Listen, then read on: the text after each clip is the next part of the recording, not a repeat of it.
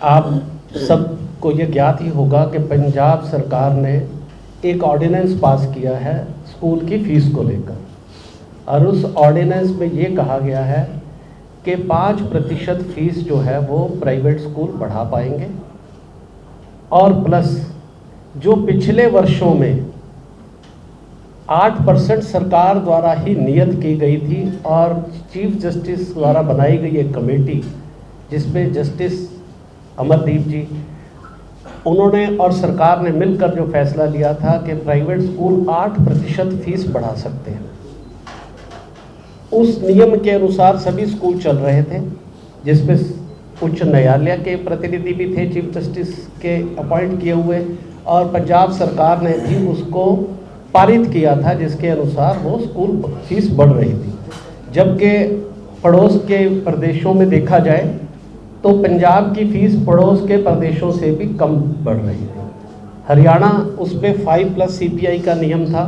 जिसमें पिछले वर्षों में 10 और 10.5% के करीब भी फीस बढ़ी थी, और पंजाब में 8% बढ़ रही थी, जो एक बहुत ही बढ़िया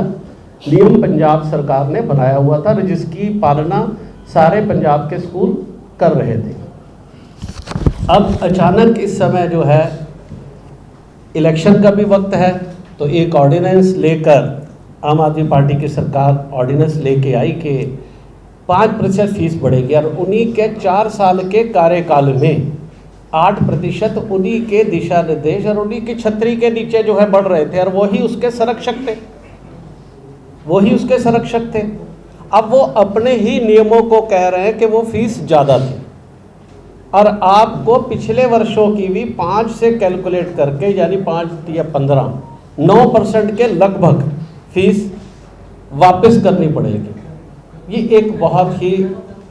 आर्बिट्रेरी सा जो है फैसला प्रतीत होता है कि सरकार अपने नियम को पलट दे। जैसे आज मान लो केंद्र सरकार ये कहे कि आपने जो 20% का इनकम टैक्स का स्लैब था वो आज से 35% कर दिया गया है, और पिछले 5% वर्षों का भी आप जो है वो 35% के हिसाब से ही देंगे। तो अब जैसे एक आदमी की अपनी आय होती है, उसकी वैसे ही व्यवस्था होती है, खर्चों की मैनेजमेंट होता है, ऐसे ही स्कूल का अपना एक मैनेजमेंट होता है कि उसने टीचर्स को फीस देनी है, अपने स्कूल को आने वाले समय के हिसाब से अपग्रेड करना है, सरकार के नियमों को पूर्ण करने के लिए अपने इंफ्रास्ट्रक्चर को पूरा करना है। बोर्ड सरकार समय समय पर ऐसे नियम जो है आते हैं जिसको पूरा करने में भी प्राइवेट स्कूलों की अपनी एक पूंजी जो है उसमें निवेश होती है, तो उसकी सारी व्यवस्था प्लानिंग करके की जाती है। और सरप्लस रखने का भी एक नियम है कि इससे ज़्यादा 15% से ऊपर आप सरप्लस नहीं रख सकते। तो सारी उस व्यवस्था के अनुसार जो है प्राइवेट स्कूल अपना संचालन कर रहे थे।